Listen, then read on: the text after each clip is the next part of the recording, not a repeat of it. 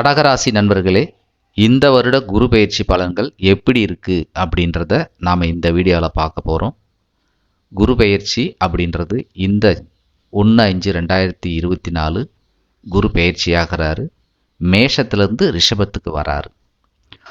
எப்பயுமே கற்பனை, கடமை, எமோஷன், சொந்த பந்தங்களை அனுசரிக்கிறது, இப்படி எல்லா விதத்துலேயும் முதன்மையாக இருக்கக்கூடிய நீங்கள் இப்போது குரு பயிற்சி உங்களுக்கு எப்படி இருக்க போகுது அப்படின்னு பார்க்க போகிறோம். இது வரைக்கும் குரு 10ல் இருந்தார். ஈசனார் இறந்துண்டது 10லே அப்படின்னு புலிப்பாணி பாடல் சொல்லும். அந்த வகையில் 10ல் இருந்த குரு சில தொல்லைகளை கொடுத்துருப்பார். அடுத்து கடகராசிக்கு 8ல் சனி இருக்கிறார். அவரும் பார்த்தீங்கன்னா அவர் பங்குக்கு சில விஷயங்களை செஞ்சுட்டு தான் வந்துட்டு இருப்பார்.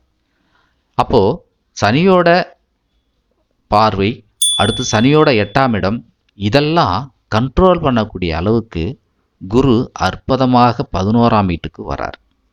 இது லாபம் அப்படின்னு சொல்லக்கூடிய இடம்.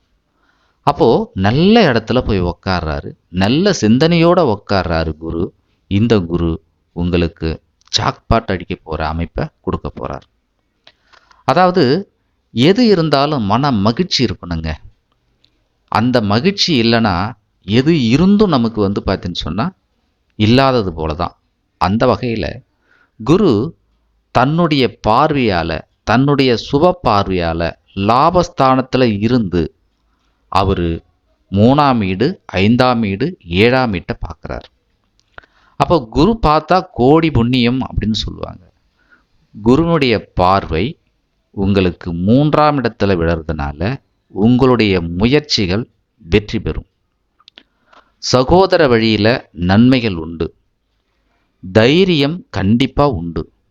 என்ன பண்ண போகிறோம், ஏது செய்ய போகிறோம், எல்லோரும் ஒரு மாதிரி சொல்கிறாங்க, நமக்கு அதே மாதிரி நடக்குது, 8ல் சனி இருக்குது, இந்தாண்ட இந்த கிரகம் அப்படி இருக்குது, தசாபுத்தி இப்படி இருக்குது அப்படின்ற ஒரு பயத்தெல்லாம் நீக்கக்கூடிய பார்வை அது.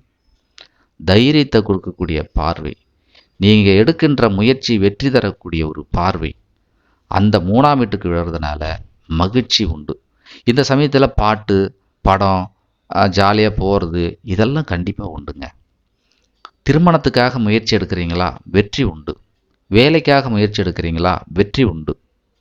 அடுத்து இவருடைய இன்னொரு பார்வை 5ஆம் வீட்டுக்கு விழுது.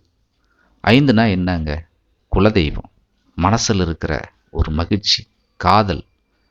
அப்போ நாங்கள் கல்யாணம் பண்ணிச்சுங்க, இது வரைக்கும் குழந்தை பாக்கியம் தாமதம் ஆகுது அப்படின்னு சொன்னால் அது இந்த வருடம் குருவின் பார்வையால் அற்புதமான ஒரு ஆண்டாக உங்களுக்கு குழந்தை பாக்கியம் கிடைக்கும். குலதெய்வ கோயிலுக்கு போகலான்னு பார்க்குறங்க, தள்ளி தள்ளி போகுதுங்க. கண்டிப்பாக குலதெய்வ கோயிலுக்கு போகக்கூடிய வாய்ப்புகள் உண்டு.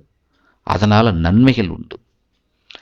அடுத்து காதலிச்சிருக்கிறீங்க, பெற்றவங்களுக்கு தெரியும், என்ன திருமணம் தள்ளி தள்ளி போகுது, என்ன காரணம்னே தெரில, 2 வீட்டுக்காரங்க சம்மதிச்சிட்டாங்க, ஆனால் தள்ளி போகுதுன்னு நினைக்கிறீங்களா, காதல் கை கூடும். ஆக மனசில் உள்ளதெல்லாம் மகிழ்ச்சியாக நடக்கக்கூடிய ஒரு காலகட்டம். அடுத்து இவருடைய பார்வை 7ஆம் வீட்டுக்கு விடுதுங்க. 7னா என்னங்க? கூட்டு தொழில், சமூகம், திருமணம், இதெல்லாம் உங்களுக்கு சாதகமாக இருக்கும். இது கடக ராசிக்கும் சரி, கடக லக்னக்காருக்கும் சரி, இது கண்டிப்பாக பொருந்தும். இப்போ குருவோட பார்வை இருக்கிற இடத்துல சுபகிரகங்கள் இருந்துச்சுன்னா இன்னும் அது சிறப்பாக செயல்படும். அப்போது 7ஆம் வீட்டில் இவருடைய பார்வை விழுறதுனால திருமணம் கைகூடும், கூட்டு தொழில் நன்மைகள் முடியும், மனைவி வகையில் சந்தோஷம், கணவன் வகையில் சந்தோஷம். நீங்கள் பெண்ணாக இருந்தீங்கன்னா கணவர், ஆணாக இருந்தால் மனைவி, கண்டிப்பாக சந்தோஷம் உண்டு. ஆக இங்கே ஒற்றைப்படை அப்படின்னு சொல்லக்கூடிய ராசிகள் ஆக்டிவேஷன் ஆகுது. 3, 5, 7, 11 ஒரு ஜாலியாக ஒரு டூர் போயிட்டு வரலாம் அப்படின்னு போவீங்க. அதுக்கு பணம் எங்கேருந்து வந்துச்சுன்னே தெரியாது, ஆனால் மகிழ்ச்சியான பயணமாக இருக்கும்.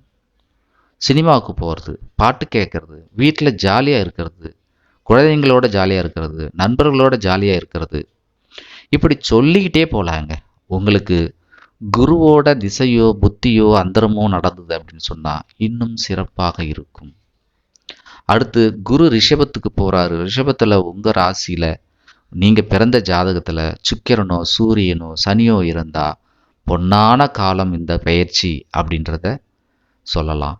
ஆக இந்த குரு பயிற்சி உங்கள் வாழ்க்கையில் ஒளியேற்றக்கூடிய ஒரு ஆண்டாக இருக்குது. குருவை வணங்குங்கள், நல்லதே நடக்கும். அனைவருக்கும் நன்றி. வாழ்க வளமுடன்.